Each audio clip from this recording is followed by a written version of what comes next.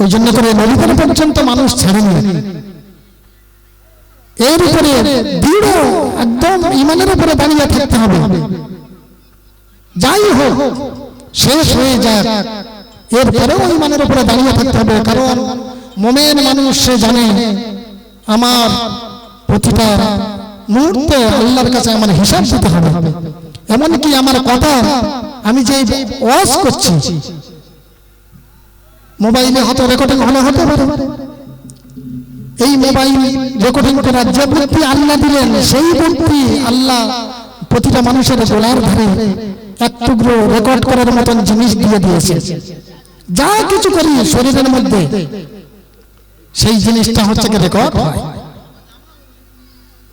15 পারা 2য় পৃষ্ঠার আয়াত, وَكُلَّ إِنسَانٍ أَلْزَمْنَاهُ طَائِرَهُ فِي عُنُقِهِ وَنُخْرِجُ لَهُ يَوْمَ الْقِيَامَةِ كِتَابًا يَلْقَاهُ مَنشُورًا।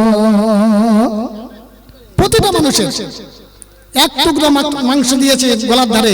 এক আজকের বিজ্ঞান সেটা প্রমাণ করেছে, ডিএনএ বলে মাংসটা, ডিএনএ এই মাংসটা মানুষের চিপের কাজ করছে।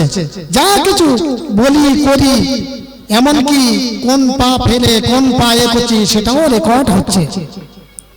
কিয়ামতের দিনে এই রেকর্ডটা ওপেন করে দেবে। আর আল্লাহ রাব্বুল আলামিন বলবেন, ইকরা কিতাবাকা কাফা বিনাফসিকা আল-ইয়াওমা আলাইকা হাসিবা। পড়ো, তোমার কিতাবটা তুমি পড়ো, তুমি পড়ে দেখো তুমি জাহান্নামে যাবে না তুমি জান্নাতে যাবে। তোমার হিসাবের জন্য আজকে তুমি যথেষ্ট। ওই জন্য করে অনুরোধ করি, কথাই ছিল একটাই, কোরআন শিখি, কোরআন বুঝি। কোরআন পড়া মানে আল্লাহর সঙ্গে কথা বলা, আর হাদিস পড়া মানে রাসূলুল্লাহর সঙ্গে সরাসরি কথা বলা। সেই কোরআন আর হাদিস আজকের আমাদের বাচ্চারা বঞ্চিত। তাদের হাতে তুলে দিল মোবাইল। আর নাম সুন্দর সুন্দর রাখার কথা ছিল, নাম রেখেছি লালটু বল্টু মিন্টু।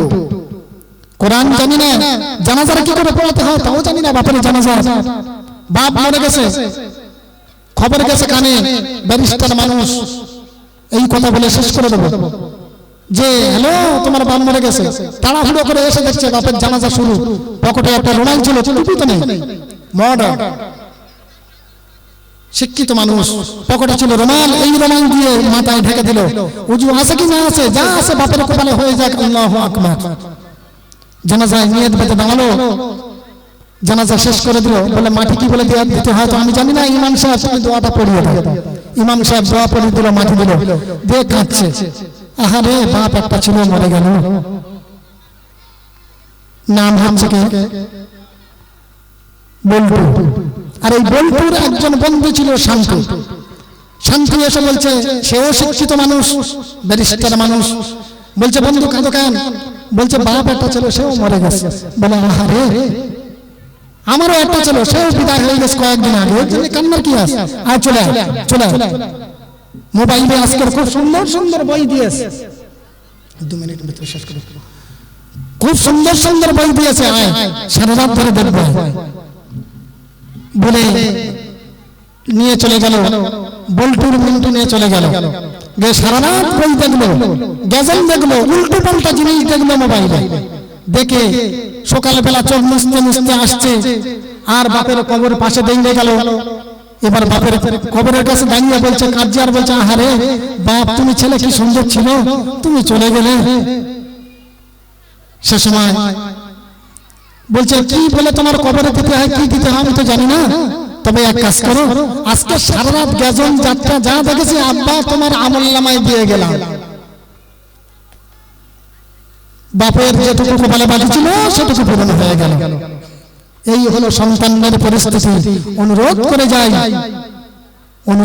যাই কোরআন শিক্ষা দেন। সূরা ইখলাস পড়ে আপনার কবরের পাশে দাঁড়িয়ে যদি হাত তোলে ওই সন্তান, অবশ্যই আল্লাহ সেই দোয়া কবুল হবে। আর যদি কবরে আযাব হয়ে থাকে, ওই সন্তানের কোরআনের আয়াতের ওসিলা করে আপনার কবরে আযাবও মাফ হয়ে যাবে।